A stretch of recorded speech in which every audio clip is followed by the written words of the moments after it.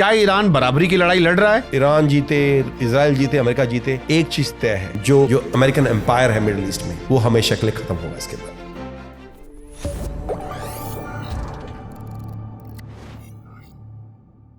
क्या ईरान बराबरी की लड़ाई लड़ रहा है या सिर्फ ये प्रो ईरान सेंटिमेंट्स हैं जो सोशल मीडिया पर आ रहे हैं? देखिए, आज का युद्ध जो है ना, और आज का नहीं, पिछले 150-200 साल से और पहले भी इतिहास में भी युद्ध में सिर्फ तोपें और टैंक्स और एयरक्राफ्ट्स नहीं लड़ते हैं या सैनिक नहीं लड़ते हैं। युद्ध आज का कई स्तर पर लड़ा जाता है। इकोनॉमिक वॉरफेयर है and very important is information warfare. तो दोनों तरफ, दोनों साइड जो हैं अपना अपना पक्ष दिखाने की कोशिश करती हैं और हमेशा किसी भी युद्ध में दोनों साइड्स ये दिखाने की कोशिश करते हैं कि हम जीत रहे हैं, हमारे जो स्ट्राइक्स हैं वो कामयाब हो रहे हैं और दुश्मन पूरी तरह से नाकाम हो रहा है। इसका मेन रीज़न ये है कि आपकी जो फोर्सेस लड़ रही हैं, जो सैनिक लड़ रहे हैं ज़मीन के ऊपर, उनका मोरल ऊपर रहे, उन्हें लगे कि हम जीत रहे हैं और हम विक्ट्री के लिए लड़ रहे हैं। और आपकी सिटीजनरी है, जो आपके नागरिक हैं, उन्हें लगे कि हाँ हमारी फौज लड़ रही है, जीत रही है, उनका मनोबल बना रहे। और जो हार्डशिप्स आती हैं लड़ाई की, देखिए घर तबाह होते हैं, फैमिलीज तबाह होती हैं, स्कूल तबाह होते हैं, इंफ्रास्ट्रक्चर ख़त्म हो जाता है, पब्लिक को बहुत सारी हार्डशिप्स फेस करनी पड़ती हैं। लेकिन जब उन्हें ये एक भरोसा मिलता है कि हमारी फौज जीत रही है, तो मनोबल बढ़ता है।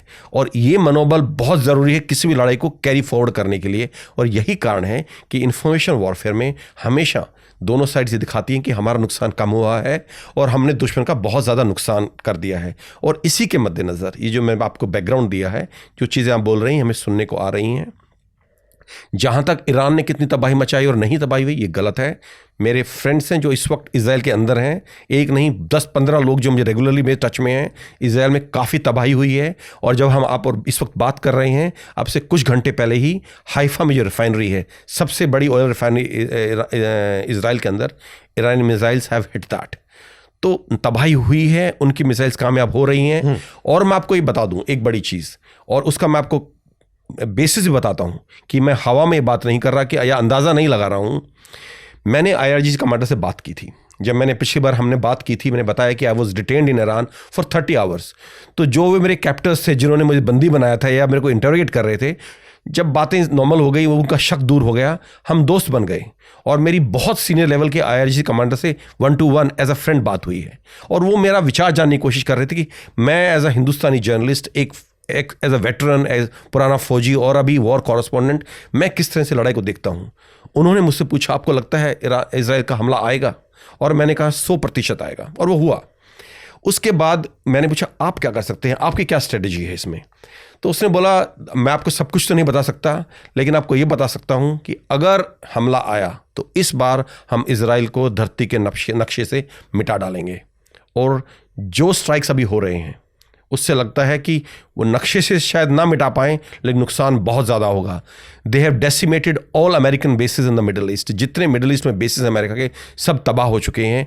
और यही कारण है कि अमेरिका को अपने सोल्जर्स को अब होटल्स में ठहराना पड़ रहा है। और ईरान उन होटल्स पे भी अब निशाना साध रहा है, और फिर कई मुल्कों में। और फिर अब दुनिया उन पे इल्ज़ाम लगा रही है, खासकर वेस्टर्न मीडिया जो कि टोटली बायस्ड है। हमने यूक्रेन और रशिया वॉर में देखा, हमने हिंदुस्तान के बारे में देखा। It's a totally narrative driven media in the west. वो बोल रहे हैं, देखिए ये तो इंटरनेशनल लॉ का उल्लंघन है, रूल्स ऑफ वॉर का उल्लंघन है कि ये होटल्स पे और सिविलियन टारगेट्स पे हमला कर रहे हैं।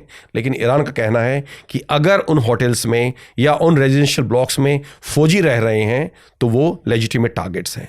इसके अलावा मैं आपको एक चीज़ बता दूं कि नेवी डेसिमेट हो गई। जैसे अभी ने बोला भी कि नेवी तबाह कर दी है, हमने ईरान का सब कुछ तबाह कर दिया है। Donald Trump said it was for fun. मैं आपको बता दूं, ईरान की जो कॉम्बैट कैपेसिटी है, कैपेबिलिटी है to inflict damage on all American bases in Middle East as well as in Iran and Israel, I would say it has been blunted just about 20%. The main strike, as Iran is saying, is yet to come, and I believe that. और उसका कारण है, जो अब तक उन्होंने drones और missiles use की हैं, वो ज़्यादातर लो टेक्नोलॉजी स्टफ था, पुराना माल था। जैसे बोलते हैं ना कि अभी पुराना माल निकाल दो। जो असली चीज़ें हैं, those hypersonic missiles which we have all been hearing about, जो हम पिछले 3-4 साल से सुन रहे हैं कि ईरान के पास हाइपरसोनिक मिसाइल्स हैं जो कोई रोक नहीं सकता, या बहुत एडवांस ड्रोन्स हैं, they are yet to come. जैसे फॉर एग्जांपल ये फतेह मिसाइल्स हैं, फतेह 1 और 2 कितनी यूज़ हुई हैं, 10-12 यूज़ हुई हैं। ईरान के पास उनका स्टॉक सैकड़ों में है। और जब वो निकलेंगी तो तबाही मचाएंगी, और तबाही बहुत ज़्यादा मचाएंगी। क्यों? क्योंकि जितने सेंसर्स हैं, रडार सिस्टम्स हैं मिडल ईस्ट में, महंगे महंगे रडार जो $700 मिलियन तक के रडार हैं, ईरान ने लगभग वो सारे रडार डिस्ट्रॉय कर दिए हैं। और यही कारण है, अब एक और डेवलपमेंट हुई है कल की, मैं आपको अवगत करा दूं। ऑस्ट्रेलिया ने अपने जहाज भेजा है जो बेसिकली इट्स लाइक एन अवॉक्स, बट वो 400 स्क्वायर किलोमीटर के एरिया में, 4000 स्क्वायर किलोमीटर के एरिया में चप्पे चप्पे पर नजर रख सकता है for surveillance and as to substitute for this radars. तो ऑस्ट्रेलिया से मदद आ रही है। उन्होंने अपने जितने एयर डिफेंस सिस्टम जो साउथ अमेरिका में लगे हुए थे, उन सारे सिस्टम्स को, एयर डिफेंस सिस्टम्स को साउथ कोरिया से लेके अभी मिडल ईस्ट में लेके आ रहे हैं। ये क्या दर्शाता है? ये हकीकत दर्शाता है। लोगों के शब्दों पे ना जाएं कि लीडर्स क्या बोल रहे हैं, हकीकत देखें कि ज़मीन पर क्या हो रहा है।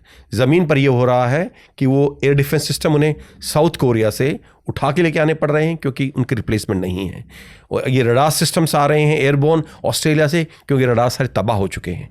इस हालत में अगर कोई रूडिमेंट्री मिसाइल्स हैं जो कि इतनी टेक्नोलॉजिकली हाई-फाई नहीं है, या ड्रोन्स हैं, वो भी बहुत ज़्यादा जो है नुकसान पहुंचा सकते हैं, because your air defence is blind. अगर एक बार रडार्स आपके सारे तबाह हो गए हैं तो air defence becomes blind. You can not actually pin point on the incoming missile और द ड्रोन। और ये इस वक्त मिडल ईस्ट में अमेरिका की हालत है।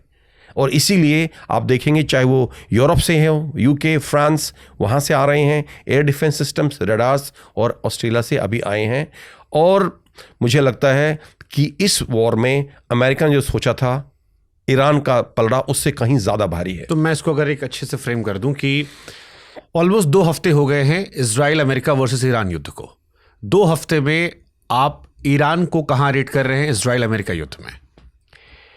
देखिए, मैं ये बोलूँगा कि ये लड़ाई बराबर की चल रही है इस वक्त। बराबर की और अमेरिका और जी इजराइल के David versus Goliath. I mean, even if America is so much stronger with a military budget which is probably 20-30 times bigger than Iran, which technology which is probably years ahead of Iran.